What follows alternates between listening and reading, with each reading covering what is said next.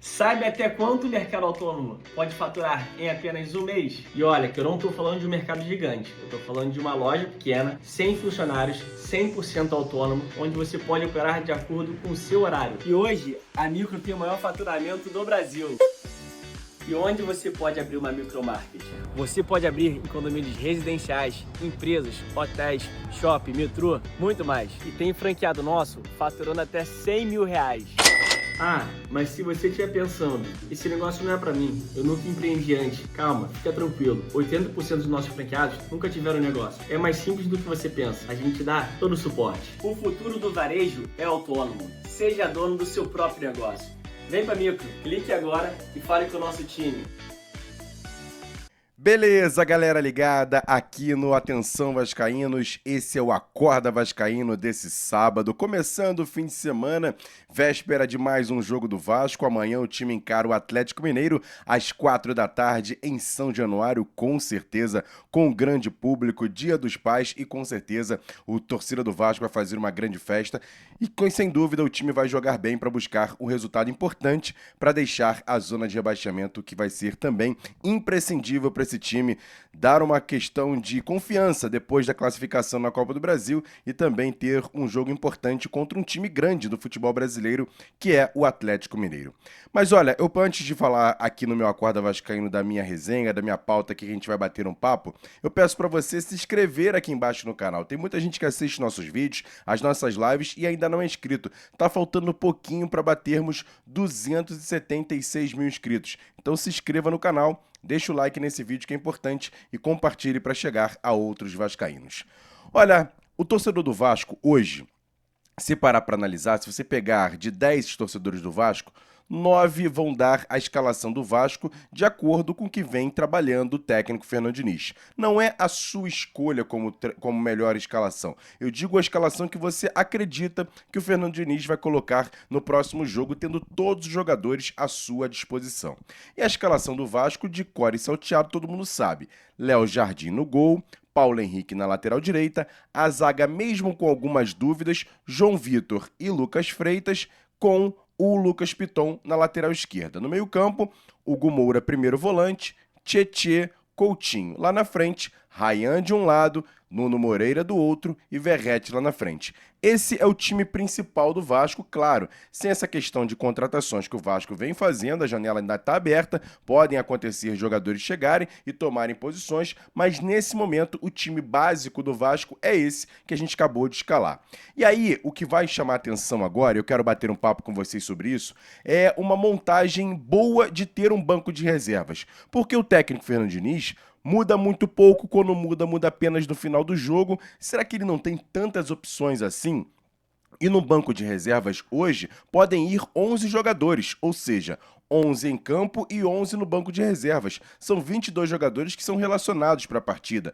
Por que não tentar formar aqui um time reserva do Vasco que possa dar opções ao técnico Fernando Diniz? Vou fazer isso nesse Acorda Vascaíno, claro, contando demais com a participação de vocês, comentando aqui embaixo se você concorda, se não concorda, se você, por exemplo, entende que alguns jogadores possam ajudar mais que os outros, enfim. Isso aqui é apenas um bate-papo, é um convite à reflexão, é para trocar uma ideia. Essa é o objetivo do Acorda Vascaíno. Não é aqui se achar o dono da verdade, muito pelo contrário. Nesse meu acordo aqui é para bater um papo, trocar uma ideia e quem sabe você no comentário pode até trazer uma opção que eu não tenha pensado. Mas vamos lá, vou colocar aqui basicamente, opções para o técnico Fernando Diniz escalar um time reserva no banco de reservas para os eventuais jogos do Campeonato Brasileiro e, quem sabe, o Vasco avance ainda mais na Copa do Brasil. Não tem jeito, o goleiro reserva do Vasco é o Daniel Fusato. Por mais que ele tenha falhado bastante no jogo contra o Mirassol, é o goleiro reserva do Vasco, foi contratado para isso. Alguns torcedores vão falar o seguinte, mas bota um garoto da base, bota o Felipe Gabriel. O Felipe Gabriel, para mim, ainda não está pronto, por exemplo, para ser jogador reserva absoluta ali no Vasco. Acho que como terceiro goleiro, ok. Mas como reserva, eu ainda optaria pelo Daniel Fusato. Na lateral direita tem até a opção do Paulo Ricardo, o Paulinho, lateral direito da base, mas o Paulo Ricardo tem no embrolho aí se vai ser emprestado, se vai ser negociado, se vai ficar no Vasco, então não tem jeito. Puma Rodrigues é o lateral direito. E o Puma tem uma situação também que pode ser levada em consideração, que o Puma faz duas funções. Então ele estar no banco de reservas também é bacana por ele ser lateral e ele poder jogar, às vezes, até um pouco mais avançado numa droga de laterais, que o que aconteceu, por exemplo, na última partida, na vitória contra o CSA. Então o Puma Rodrigues, para mim, fica ali como opção no banco de reservas. Os dois zagueiros, eu acho que serão até pela questão da escolha do técnico Fernando Diniz, acho que Maurício Lemos e Luiz Gustavo são os dois zagueiros que ficariam no banco de reservas. Eu optaria por Luiz Gustavo no time titular. Eu gosto mais do Luiz Gustavo do que Lucas Freitas,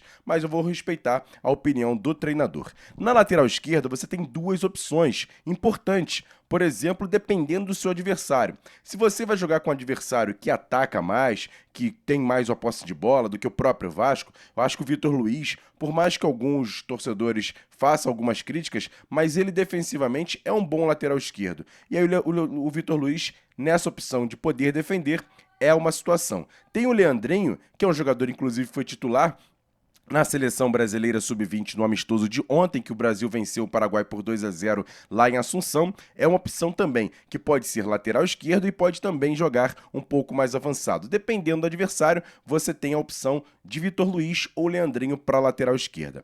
No meio-campo, tem algumas boas opções aí que o técnico Fernando Diniz agora pode escolher. Por exemplo, primeiro volante, você tem 3 opções e até dessas 3 opções, os 3 podem jogar como primeiro e até como segundo volante. Tem o Thiago Mendes, tem o Jair e o Barros. Eu deixaria pelo menos 2 desses jogadores no banco de reservas. E aí vai depender do próprio treinador e vai depender do adversário. Normalmente eu iria sempre com Thiago Mendes e Barros. O Jair seria uma terceira opção, caso, por exemplo, o Vasco encare um time que vai ficar mais defensivo. E aí você tem o Jair, que fez um bom jogo, para mim foi até o melhor jogador do Vasco contra o CSA. Só que a gente sabe que dependendo do adversário, o Jair não tem tanta intensidade assim. O Thiago Mendes está evoluindo fisicamente, tomara que volte a jogar bem, porque é um jogador que veio com esse cacife de ser um jogador até para brigar pela titularidade, e o Barros voltando de jogar bem 2 vezes a Série B do Campeonato Brasileiro, tá para jogo. Eu acho que é um jogador mais jovem que pode dar essa saúde para o meio-campo do Vasco e pode ser uma boa opção no banco de reservas. Eu poderia optar aqui em colocar até o Helder do time sub-20, mas eu acho que você ter o Thiago Mendes, o Jair e o Barros tá bem completado o banco de reservas aí. Desses 3, 2 estariam no banco. Para meia, tem o Garré, que fez um bom jogo contra o CSA, só que a gente tem que entender. Ele entrou faltando poucos minutos para acabar o segundo tempo. O CSA já vinha de uma batida de muito cansaço no jogo da Série C, o jogo da viagem para o Rio de Janeiro, jogar contra o Vasco, já era final de jogo, aí ele jogou bem. E aí chama a atenção, pô, será que o Garré vai jogar isso tudo? Tem que ter um pouco de tranquilidade, um pouco de paciência, até mesmo para poder fazer uma análise completa. Ele não vinha jogando bem, mas jogou como meia contra o CSA, jogou bem, mas a gente tem que levar em consideração que o adversário é um adversário de Série C, um adversário que estava cansado na partida. Então não dá muito para fazer grandes aspirações assim com a questão do Garré. Mas é um jogador que pode jogar naquela posição. E aí tem o Guilherme Estrela, que para mim seria essa opção mais razoável e mais correta para ser o substituto do Felipe Coutinho. Só que ao mesmo tempo o Estrela tá brigando ali com a questão de saúde, né? Se ele está bem fisicamente, se não está, não vem sendo relacionado. Eu acho que não é uma opção apenas técnica, opção tática do Fernando Diniz. Eu acho que é uma questão de saúde mesmo. Ele não está bem fisicamente, não está 100%. Mas quando estiver, vai brigar ali com o Garré por essa vaga de meia ofensivo no banco de reservas. Para o ataque, vou colocar aqui opções para os 3 momentos. Para as 2 pontas, tanto a esquerda quanto a direita, e até mesmo de centroavante, analisando o atual elenco do Vasco, sem outras grandes contratações que podem ser feitas, quem sabe, ainda nessa janela. Por exemplo, para o lado direito, além do Puma Rodrigues, que joga como lateral e pode jogar um pouco mais à frente, você tem agora a contratação desse colombiano Andrés Gomes, que está muito perto de ser concretizada, faltando poucos detalhes, então a gente já pode contar com ele. Por exemplo, você pode buscar na base o Lucas Zucarello, que também já caiu por ali pela direita e também faz essa opção de ponta direita. Tem até a opção do Léo Jacó, que na minha lista aqui de bancos de reservas, briga com o GB como centroavante reserva do Verratti. Mas o Jacó também joga pelo lado direito, é um jogador de força e de velocidade, pode até cair por ali, quem sabe, de uma posição, numa situação que dependa de ter um jogador ali pela direita, o Léo Jacó também pode fazer essa ponta direita. Na ponta esquerda, a gente tem o David, para mim é o reserva rapidamente ali, até brigando com o Nuno Moreira pela posição titular, e tem o Lloyd. O Lloyd é uma incógnita. Pode fazer um bom jogo, mas como depois pode fazer tragédias. Então eu não coloco o Lloyd aqui como opção direta no banco de reservas. Claro, o David vem se voltando de contusão, tem que ver a questão se está 100%. Eventualmente, o David não indo para o banco, você pode ali ter o Lloyd ali, mas não é uma opção tão boa assim, pelo menos ao meu ver. E para centroavante, se o Vasco não contratar ninguém, tem o GB, que faz essa função, mas também faz um pouco mais pela direita, pela esquerda. É um jogador mais móvel, é um centroavante diferente do próprio Verratti. E tem o Léo Jacó. O Léo Jacó é uma bacana para a gente poder bater um papo aqui, porque é um jogador de 20 anos. É o último ano dele no Sub-20. É um jogador que vem fazendo gols há muito tempo na base do Vasco. Chegou vindo do Nova Iguaçu, com apenas 18 anos, já tinha jogado até Campeonato Carioca no profissional, veio para a base do Vasco, vem fazendo gols sempre em todos os campeonatos. Esse ano ele já tem 16 gols e 3 assistências. É um jogador que vem demonstrando que pode ser pelo menos uma opção no banco de reservas, de força física, de velocidade. É um jogador que não tem um talento assim de bola no pé, de fazer dribles, na arrancadas, nem é tanto, mas essa questão da velocidade, de impor fisicamente, é um jogador já pronto para jogar no profissional.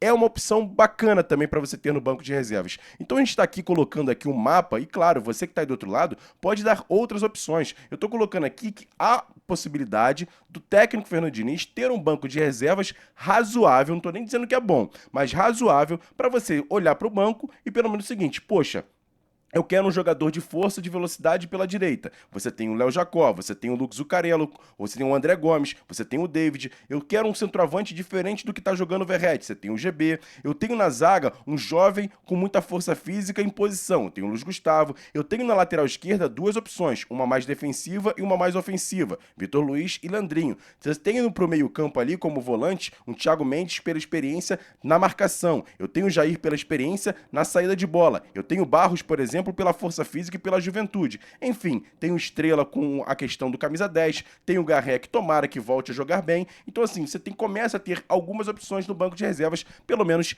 essas são as minhas indicações e as minhas sugestões para o técnico Fernando Diniz fazer um bom banco de reservas. Esquece a questão de Esforza, Matheus Carvalho, Alex Teixeira, esses jogadores já não ajudam mais o Vasco. Esquece isso. Até mesmo o Lloyd já começa a repensar a possibilidade de levá-lo para o banco de reservas. Tá vendo como tem opções hoje, ainda no Vasco, para poder fazer diferentes esquemas táticos e mudar uma partida ou outra? Pelo menos é aqui a minha sugestão nesse Acorda Vascaíno. E aí, gostou? Não gostou? Critica, tá me criticando? Tranquilo, sem problema nenhum. Pode comentar aqui embaixo. E outras opções que você acha que possam, por exemplo, ajudar o próprio técnico Fernando Diniz nessa temporada. Não é pensando em futuro, não.